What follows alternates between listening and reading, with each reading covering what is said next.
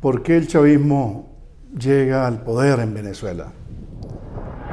Múltiples son los factores, diversas las causas, entre otras la fatiga y el cansancio que producían los partidos tradicionales que ya habían ejercido el poder, la pérdida de credibilidad, procesos de corrupción, el distanciamiento de las bases, la no satisfacción efectiva de reclamos y aspiraciones de inclusión y de participación, el bloqueo de las nuevas generaciones hacia los factores de poder real en la conducción de los partidos y de la sociedad por las generaciones fundadoras de los partidos que ejercían el poder.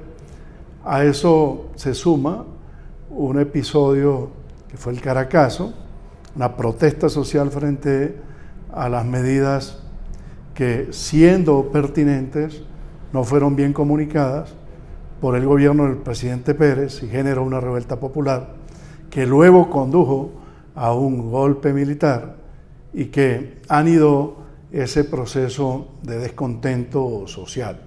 No obstante, el discurso con el que llega Chávez al poder, de nacionalismo y de inclusión, termina por la práctica convertido en una negación absoluta, porque hoy en Venezuela existe un autoritarismo militarista que desconoce derechos fundamentales y el nacionalismo que predicaba terminó ofrendado a la sumisión frente al régimen cubano, que ejerce en la práctica, en la actualidad, una dominación extranjera consentida por Maduro y los integrantes del alto mando militar que le acompañan.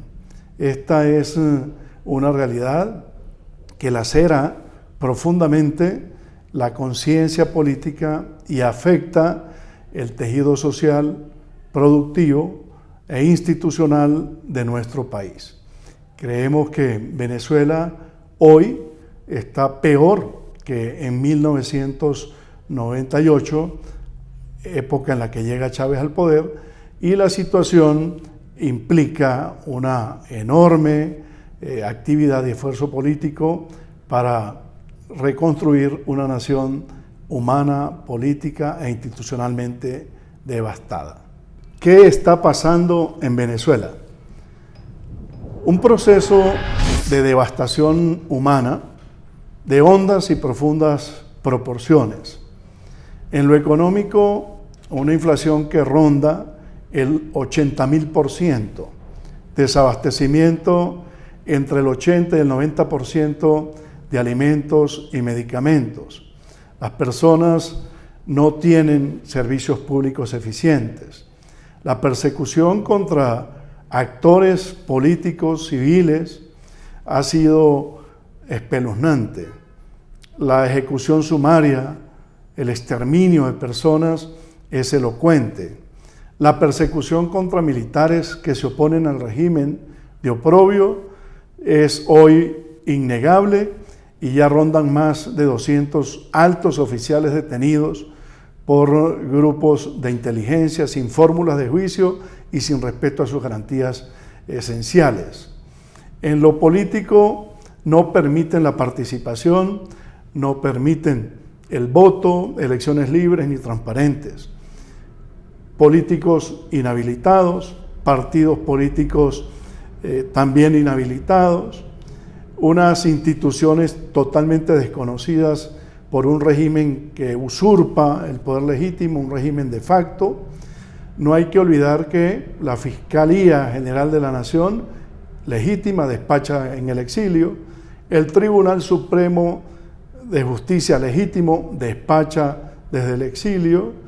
Existen a lo interno caricaturas de poderes públicos obsecuentes, arrodilladas ante un esquema de oprobio de facto que conculca libertades, destruye democracia, viola la efectividad de los derechos fundamentales y en un contexto de gran problematicidad regional.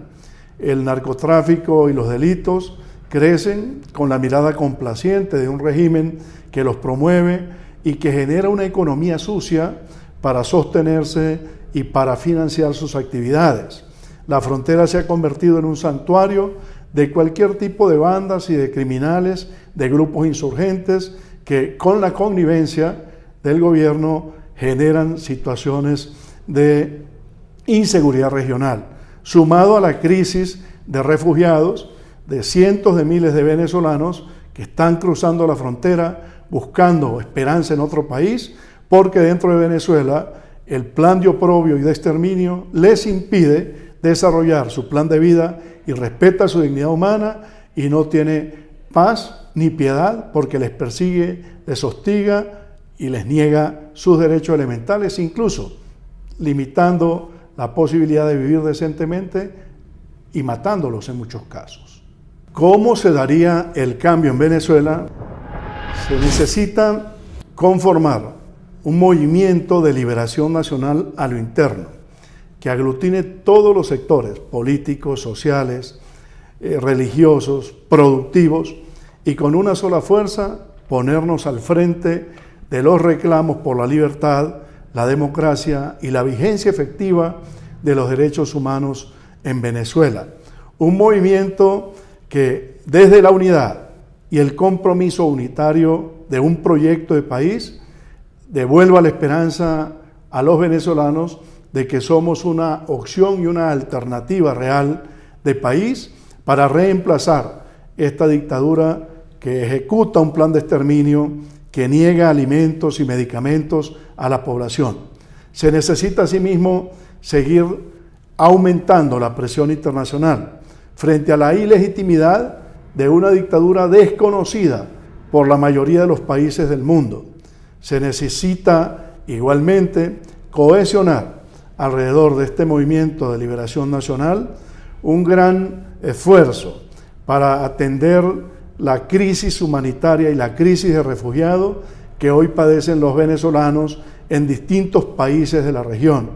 Necesitamos que la Fuerza Armada decente, la Fuerza Armada digna, toda, junto con el pueblo, se unifiquen alrededor de un proceso de desobediencia civil, un proceso de sumatoria de esfuerzos de todos los factores del país para dar al traste con este esquema de opresión que se edifica sobre la dominación extranjera que ejerce Cuba sobre Venezuela, el régimen de Cuba específicamente sobre la población venezolana.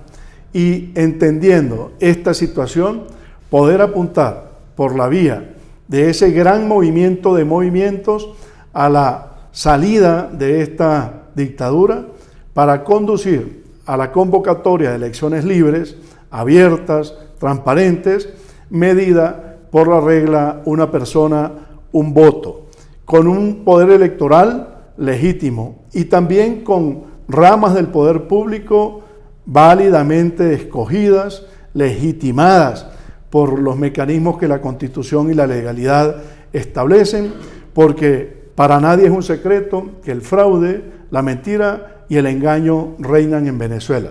Se acaba de conocer de una alta vocera de la Fiscalía venezolana que Chávez murió el 28 de diciembre y no en marzo del año que dicen que murió. Esto evidencia que estamos ante una enorme operación de carácter político que tiene a un aparato organizado de poder, a una empresa criminal al frente del gobierno en Venezuela, pero no será eterna. Las cosas cambiarán. La luz siempre vence sobre las tinieblas. Los buenos somos más.